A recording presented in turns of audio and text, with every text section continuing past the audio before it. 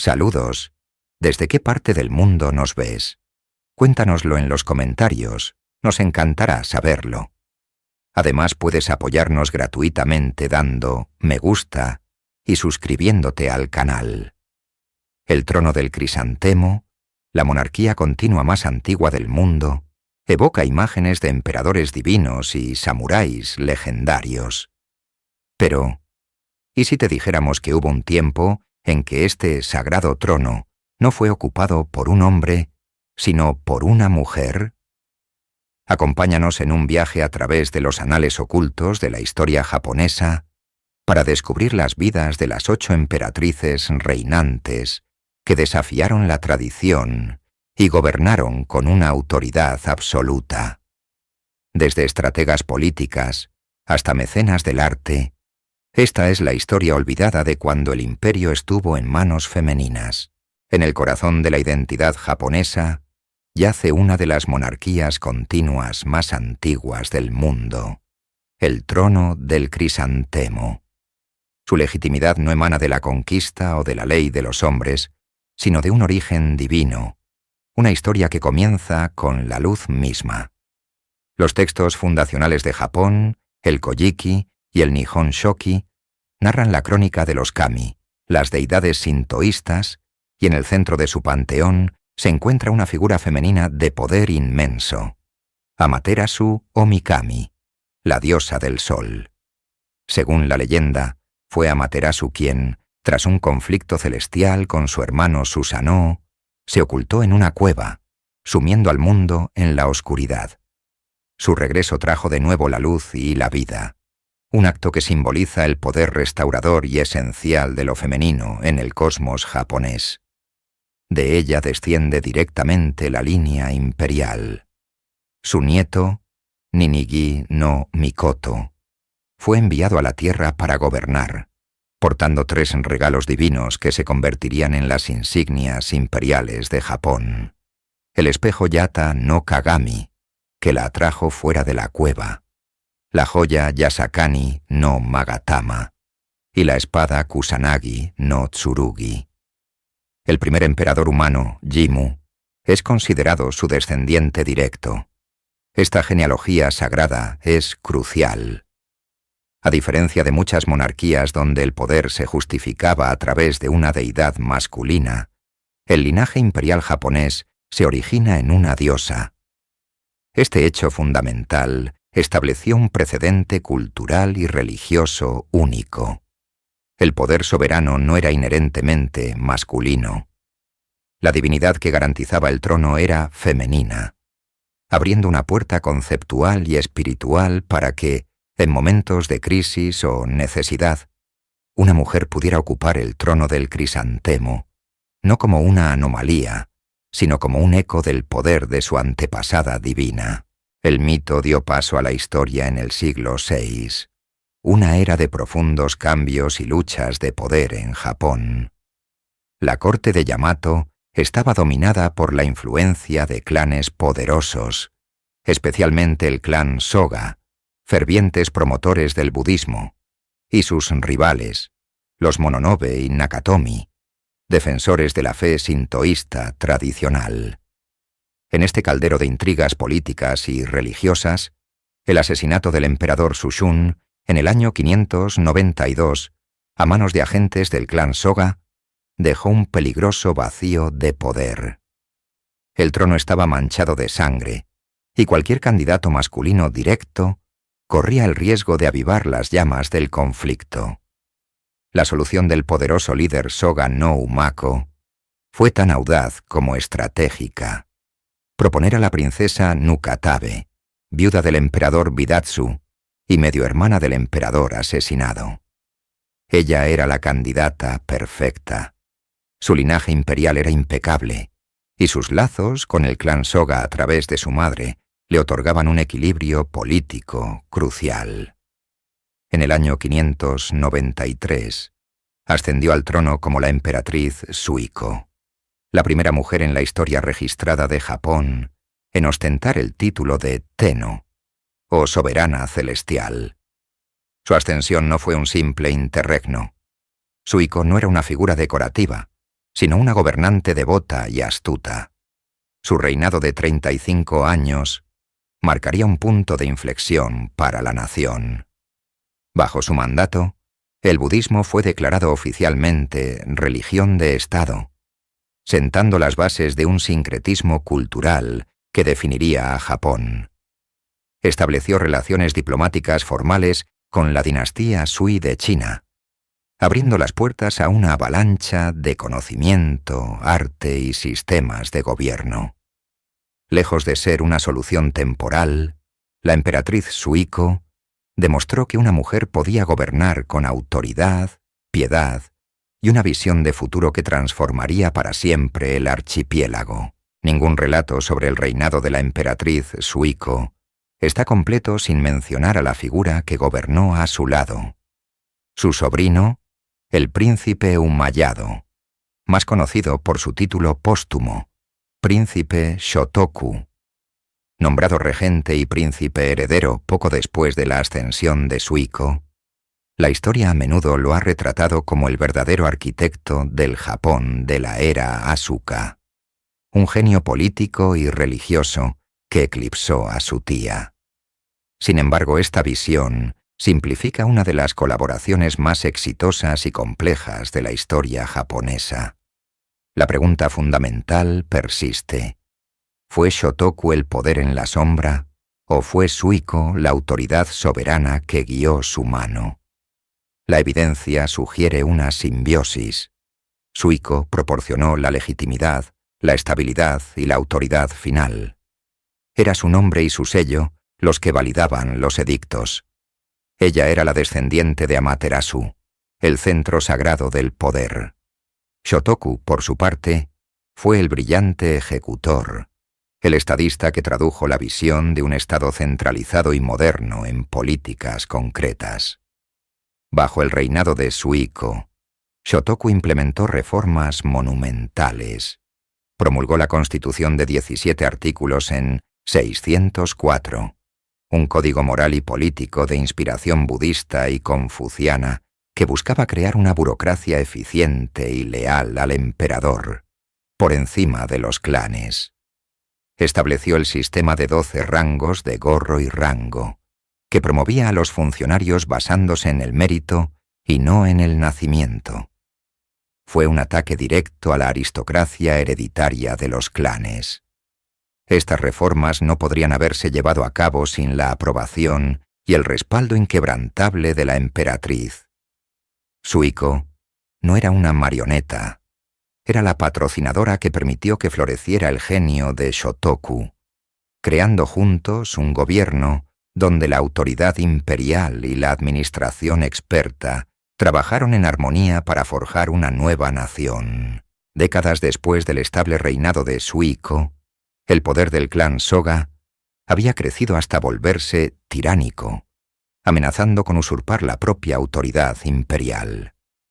En este clima de tensión, en el año 642, ascendió al trono la emperatriz Kogyoku. Su primer reinado estaría marcado por la arrogancia desmedida de Soga no Iruka, quien gobernaba como un dictador, llegando incluso a atacar y forzar al suicidio al principal rival al trono. La corte vivía atemorizada, pero en las sombras se gestaba una conspiración. El clímax llegó en el 645, en un evento que pasaría a la historia como el incidente Ishii. Durante una ceremonia en la corte, en presencia de la propia emperatriz Kogyoku, el príncipe Naka no Oe y Nakatomi no Kamatari lideraron un golpe de estado. Los conspiradores asesinaron brutalmente a Soga no Iruka a los pies del trono. El shock de presenciar un acto de violencia tan explícito en su propia sala de audiencias fue inmenso para Kogyoku. Profundamente afectada y quizás sintiendo que su autoridad había sido irrevocablemente comprometida, tomó una decisión sin precedentes. Abdicó. Entregó el poder a su hermano, quien se convirtió en el emperador Kotoku, inaugurando la era de las grandes reformas Taika, diseñadas para desmantelar el poder de los clanes y centralizar el gobierno bajo el emperador. Sin embargo, la historia de Kogyoku no había terminado. Tras la muerte del emperador Kotoku en 654, y ante una nueva crisis de sucesión, fue llamada de nuevo al deber. En 655, ascendió al trono por segunda vez, ahora bajo el nombre de emperatriz Saimei.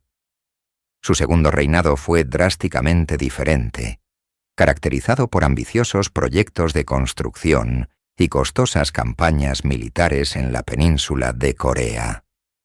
Kogyoku Saimei es un caso único de resiliencia y deber, una soberana que ocupó el trono en dos épocas distintas, siendo testigo de la tragedia y la traición, y regresando para liderar en un mundo transformado. El año 645 marcó un punto de inflexión sangriento en la historia imperial. El poder del clan Soga, que había dominado la corte durante generaciones, se había vuelto absoluto y opresivo. Soga no Iruka, su líder, actuaba con la arrogancia de un soberano, construyendo tumbas para sí mismo que rivalizaban con las del emperador y eliminando a cualquier rival potencial. La tensión en el palacio de Asuka era palpable. En el centro de esta tormenta se encontraba la emperatriz Kogyoku, una mujer que ostentaba el título, pero cuyo poder real estaba eclipsado por los Soga. Sin embargo, una conspiración se gestaba en las sombras. El príncipe Naka no Oe, hijo de la emperatriz, y su leal aliado Nakatomi no Kamatari, planearon un audaz golpe de estado para restaurar el poder imperial. El escenario elegido fue una ceremonia de la corte en la que se recibirían tributos de los tres reinos de Corea. Mientras Soga no Iruka leía los memoriales, los conspiradores entraron en acción. En una explosión de violencia que destrozó el protocolo sagrado, el príncipe Naka no Oe y sus hombres asesinaron a Iruka a los pies del trono. La emperatriz Kogyoku, salpicada por la sangre y paralizada por el horror, fue testigo de la brutal ejecución de su ministro más poderoso. El mensaje era claro. El antiguo orden había muerto. Conmocionada y sin control sobre los acontecimientos, Kogyoku no tuvo más opción que abdicar. El trono pasó a su hermano, el emperador Kotoku, y el príncipe Naka no Oe se convirtió en el poder detrás de él, iniciando las reformas Taika. El incidente Ishii no fue solo un cambio de poder, fue una lección brutal sobre la fragilidad de la autoridad femenina en un mundo dominado por la espada y la ambición masculina. Tras la agitación de las guerras de sucesión que siguieron al reinado de su padre, el emperador Tenji, una nueva figura imperial emergió, no como un mero símbolo, sino como una fuerza formidable. La emperatriz Hito, viuda del poderoso emperador Tenmu, ascendió al trono del Crisantemo en 686. Su propósito inicial era asegurar la sucesión para su hijo, el príncipe heredero Kusakabe. Sin embargo, la tragedia golpeó cuando Kusakabe murió prematuramente. Ante este vacío de poder, muchos esperaban que Hito cediera el trono a otro príncipe. Pero ella se negó.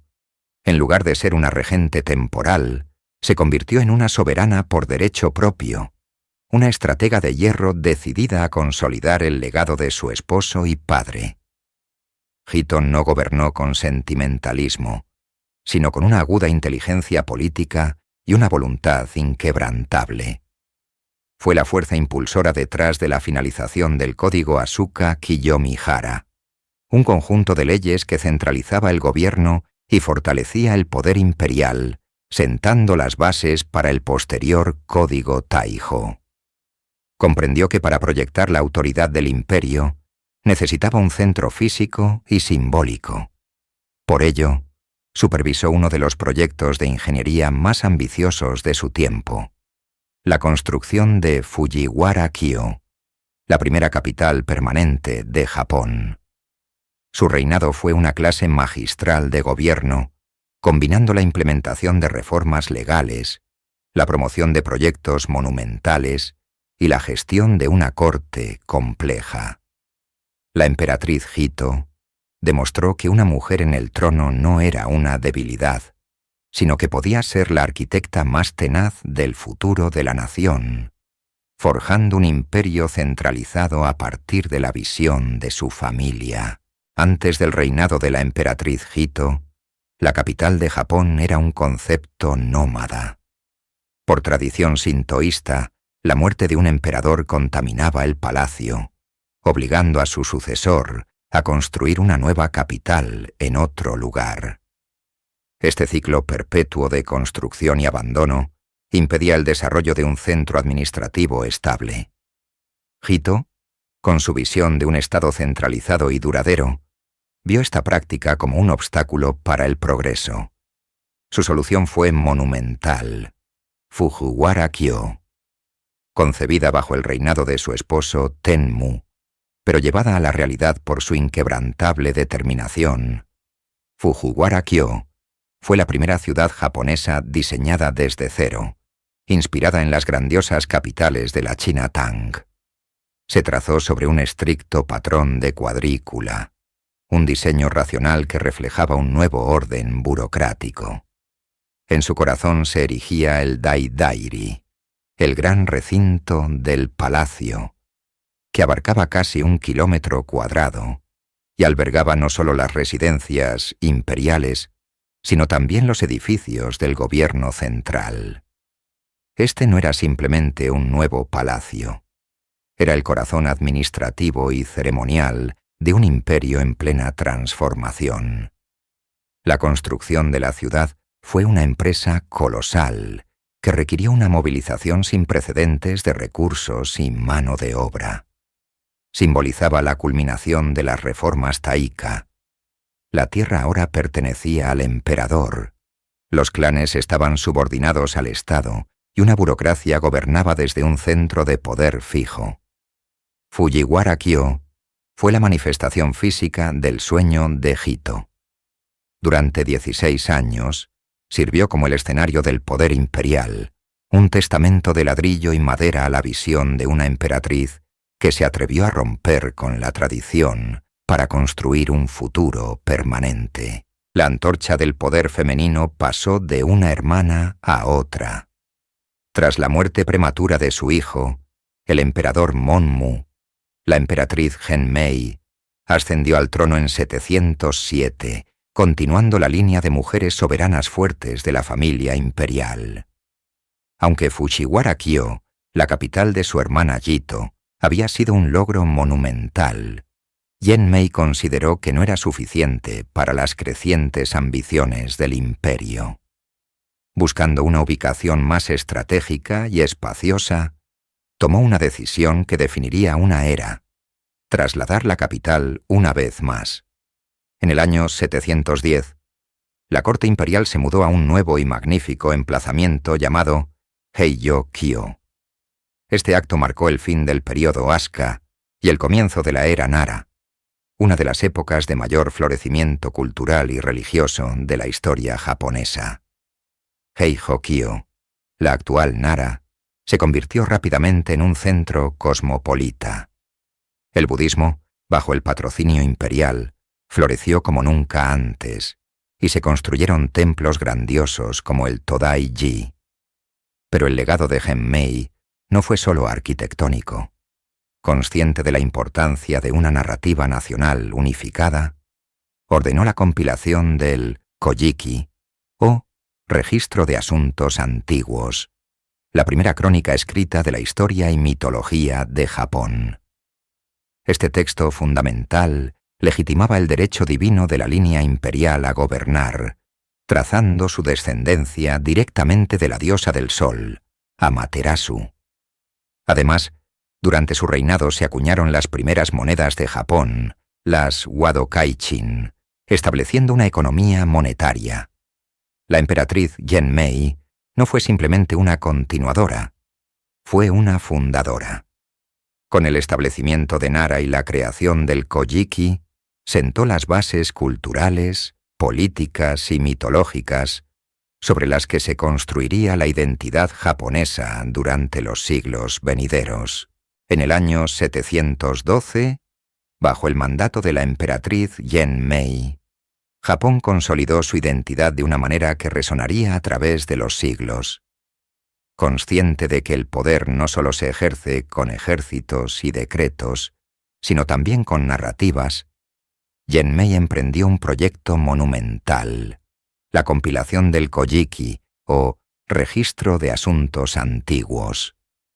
Este no sería un simple anecdotario. Su propósito era tejer un tapiz histórico y mitológico que legitimara de forma irrefutable el linaje imperial Yamato, trazando su origen hasta la misma diosa del sol, Amaterasu o Mikami. La tarea recayó en dos figuras clave.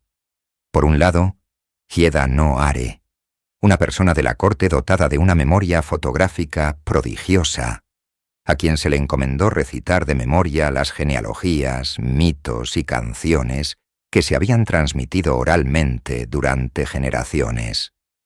Por otro, el erudito Ono Yasumaro, quien tuvo la meticulosa labor de transcribir y dar forma literaria a este vasto caudal de información. El resultado fue una obra fundacional que establecía el derecho divino de los emperadores y emperatrices a gobernar. Para las soberanas como Genmei, el Kojiki era una herramienta política de un poder inmenso.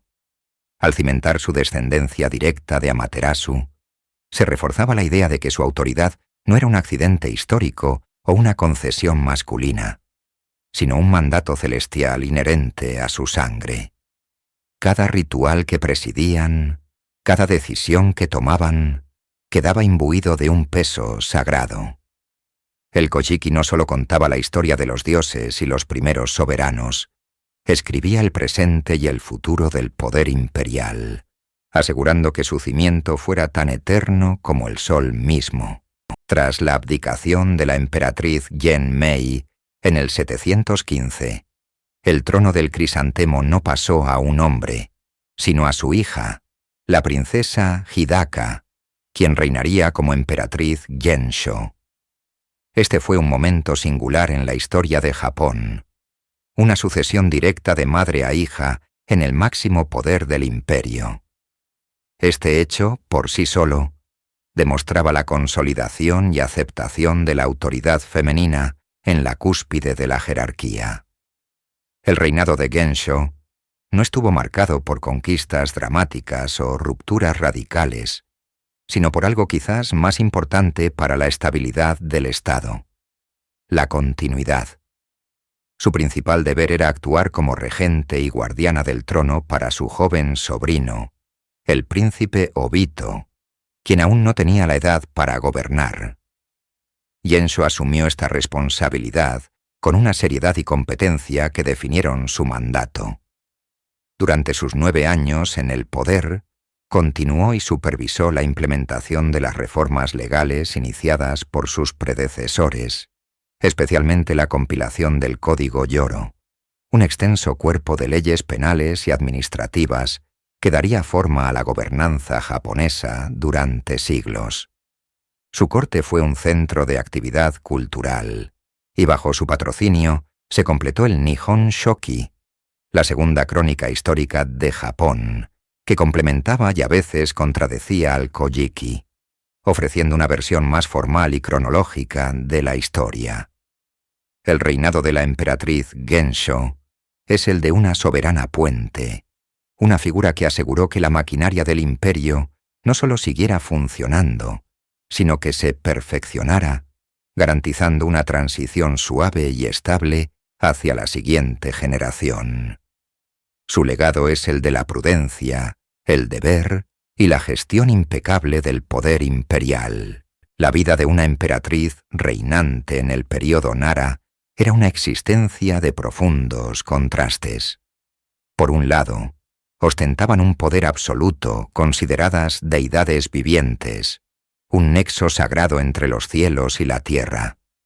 Por otro, estaban atrapadas en una jaula dorada de protocolo y ritual que dictaba cada uno de sus movimientos, desde el amanecer hasta el anochecer. Su día no comenzaba con asuntos de Estado, sino con actos de purificación y oración. Vestidas con múltiples capas de seda intrincadamente tejidas, ropajes que restringían el movimiento pero magnificaban su estatus divino. Presidían ceremonias destinadas a asegurar buenas cosechas, apaciguar a los espíritus y honrar a sus ancestros imperiales. Cada palabra que pronunciaban en público era cuidadosamente escogida, parte de un lenguaje cortesano diseñado para mantener la distancia y el misterio. Esta condición divina conllevaba un inmenso sacrificio personal. La soledad era su compañera constante. Rodeadas por un séquito de damas de compañía, ministros y eunucos, rara vez experimentaban una interacción humana genuina. El contacto físico estaba estrictamente limitado. Para muchas, la ascensión al trono significaba renunciar a la posibilidad de matrimonio y de tener hijos propios, ya que cualquier consorte o descendencia podría crear facciones rivales y desestabilizar la línea de sucesión. El poder que ejercían era impersonal, canalizado a través de edictos y ceremonias. Eran el símbolo del Estado, el eje del cosmos, pero a un costo personal altísimo. El peso de la corona no era solo político, sino también espiritual y profundamente aislante, una carga llevada en silencio dentro de los muros del palacio. En el año 749, tras la abdicación de su padre, el emperador Shomu, la princesa Eibe ascendió al trono como emperatriz Koken. Heredó no solo el poder imperial, sino también la profunda devoción budista de su padre, una fe que transformaría el paisaje físico y político de Japón. Koken era una mujer de intelecto agudo, fuerte voluntad y una piedad que rozaba el fervor. Su reinado estuvo intrínsecamente ligado a la expansión del budismo como religión de Estado. Uno de sus proyectos más significativos fue la culminación de la obra magna de su padre, la construcción del gran Buda de bronce, o Daibutsu, en el templo Todai-ji, en Nara. Esta colosal estatua, de más de 15 metros de altura, no era solo una proeza de la ingeniería y el arte, sino una declaración del poder simbiótico entre el trono y la fe budista. Se creía que su creación protegería al país de desastres y epidemias. Sin embargo, esta profunda devoción también abrió las puertas del poder a figuras religiosas. Un monje de origen humilde llamado Dokyo comenzó a ganar una influencia sin precedentes sobre la emperatriz. Inicialmente, la curó de una enfermedad, ganándose su confianza y gratitud. Pronto, su cercanía a la soberana le otorgó un poder político considerable, alarmando a los clanes aristocráticos tradicionales, especialmente a los Fujiwara, que veían su posición en la corte amenazada. La primera fase del reinado de Koken se caracterizó por este entrelazamiento de la autoridad imperial y la fe religiosa. Financió la construcción de templos y monasterios por todo el país, y sus edictos a menudo reflejaban preceptos budistas. Esta fusión de poder temporal y espiritual definiría su legado, sentando las bases para un drama político que alcanzaría su punto álgido años más tarde, cuando su relación con Dokyo llevaría al imperio al borde de una crisis dinástica. Tras la abdicación forzada del emperador Junin, la emperatriz Koken, ahora una monja budista retirada, sintió que el deber la llamaba de nuevo. Sin embargo, su regreso al poder estaría indisolublemente ligado a una de las figuras más controvertidas de la historia imperial japonesa, el monje Dokyo.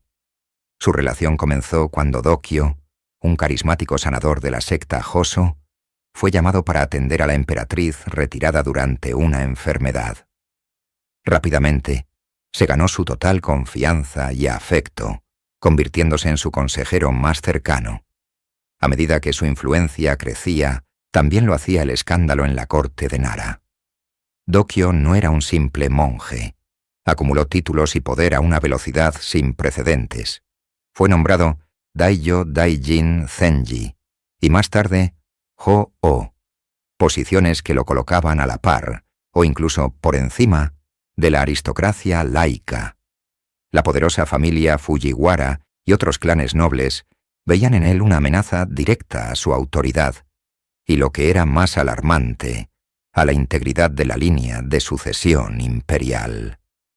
Los rumores en la capital eran venenosos, insinuando una relación íntima entre la exemperatriz y el monje, una transgresión impensable de los votos monásticos y del decoro imperial. La tensión llegó a su punto álgido cuando Dokyo, envalentonado por su posición, hizo una jugada audaz por el poder supremo. Afirmó haber recibido un oráculo del santuario de Usa, declarando que la paz reinaría en el reino si Dokyo era nombrado emperador. Esta fue una afrenta directa al linaje divino del clan Yamato, un intento de golpe de estado con sanción divina que sacudió los cimientos mismos del imperio y preparó el escenario para una confrontación inevitable.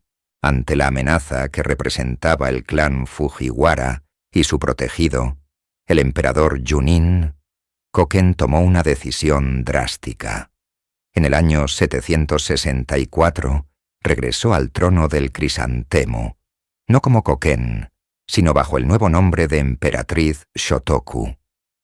Su segundo reinado fue una demostración de poder absoluto, destinado a aplastar a la oposición y consolidar su autoridad y la de su favorito, Dokyo.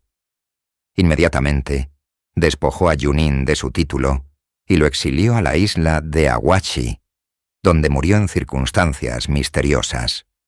Con sus rivales eliminados, Shotoku se dedicó a gobernar con mano de hierro, promoviendo el budismo con un fervor sin igual. Ordenó la impresión de 1 millón de dharani, conocidos como los Hyakumanto Dharani, cada uno alojado en una pagoda de madera en miniatura, un proyecto de una escala monumental para la época. Mientras tanto, el poder de Dokyo alcanzó su cenit.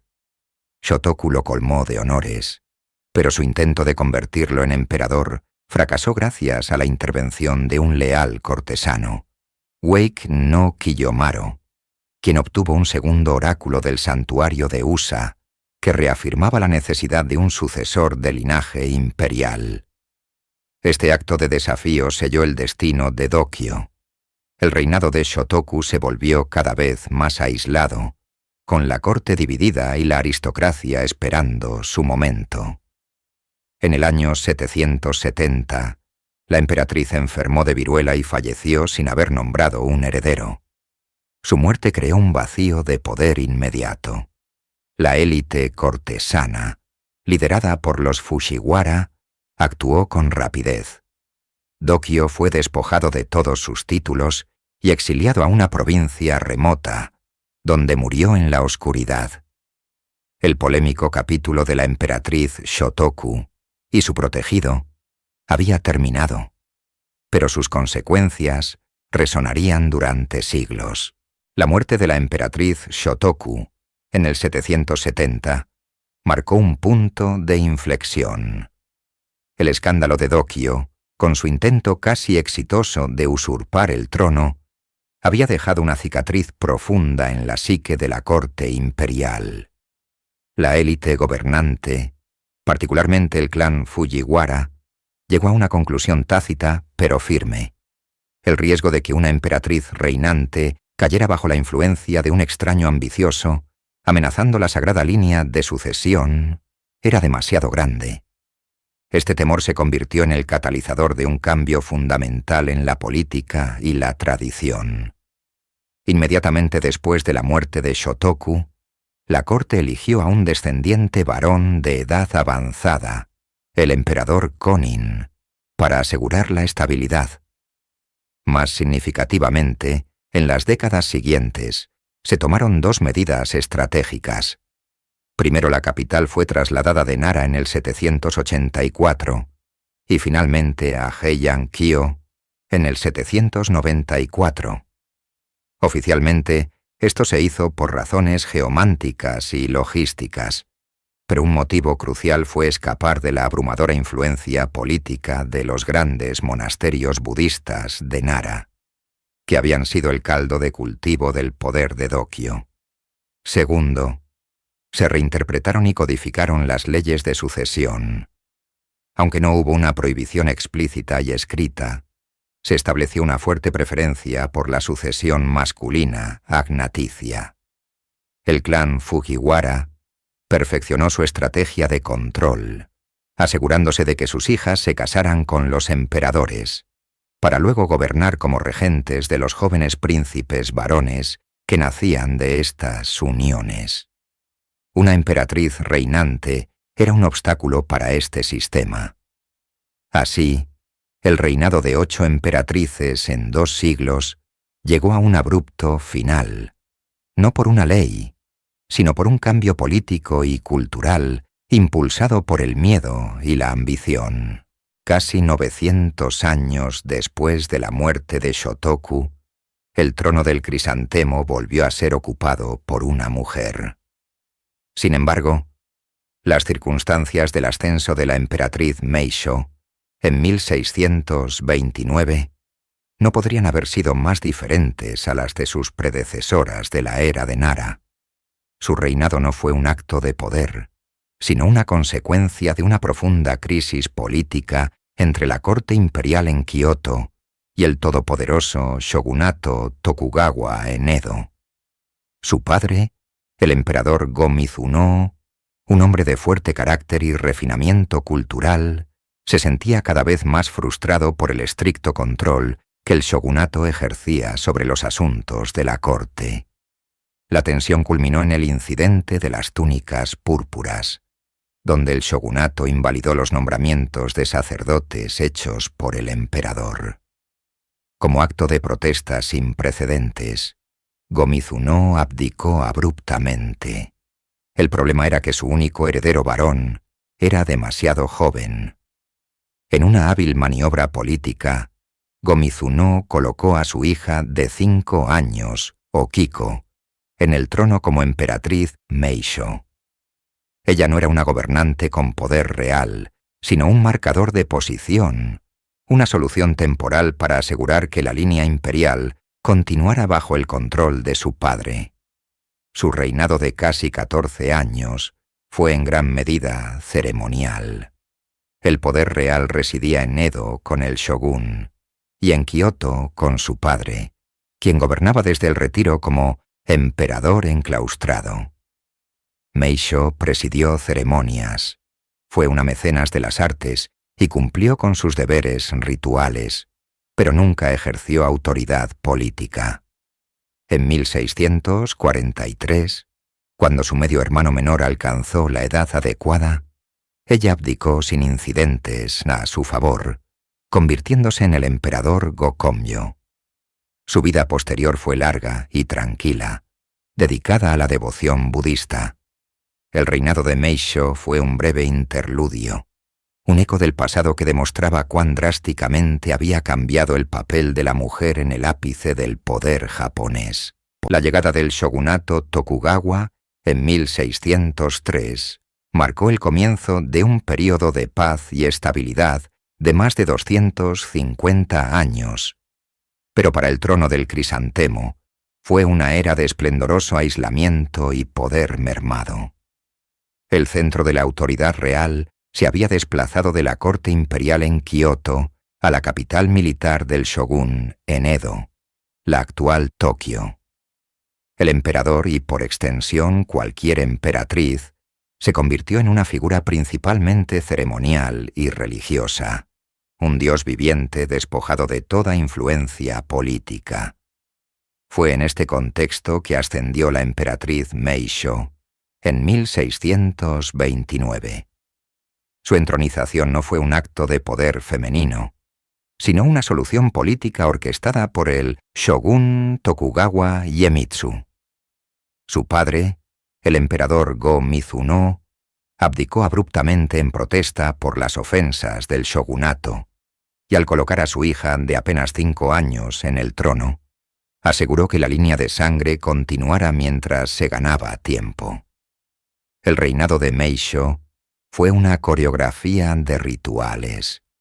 Su vida estaba dictada por un estricto protocolo, sus días ocupados con ceremonias sintoístas y deberes simbólicos, mientras las decisiones que moldeaban Japón se tomaban a cientos de kilómetros de distancia. El shogunato controlaba las finanzas de la corte, aprobaba los nombramientos y restringía los movimientos de la familia imperial. Gobernar bajo la sombra del shogunato significaba ser el corazón espiritual de la nación, pero un corazón sin poder para dirigir el cuerpo. Meisho cumplió su deber con la dignidad que se le exigía, hasta que su medio hermano menor tuvo la edad suficiente para sucederla, abdicando en 1643. Su historia es la de una soberana en una jaula dorada, un símbolo del linaje divino cuya autoridad terrenal había sido completamente eclipsada. En 1762, el trono del crisantemo vio ascender a su octava y hasta la fecha, última emperatriz reinante, Go Sakuramachi. Su llegada al poder, al igual que la de muchas de sus predecesoras, fue una solución provisional. Su hermano, el emperador Momozono, murió joven, dejando a su hijo, el futuro emperador Go-Momozono, con solo 5 años.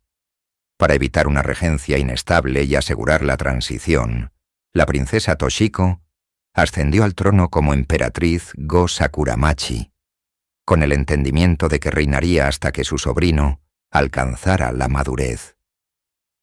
A pesar de las limitaciones impuestas por el shogunato Tokugawa, Go Sakuramachi no fue una simple figura decorativa.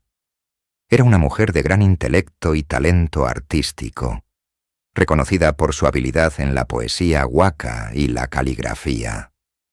Su corte en Kioto se convirtió en un centro de refinamiento cultural, un bastión de las artes tradicionales en una era dominada por el poder militar de los samuráis.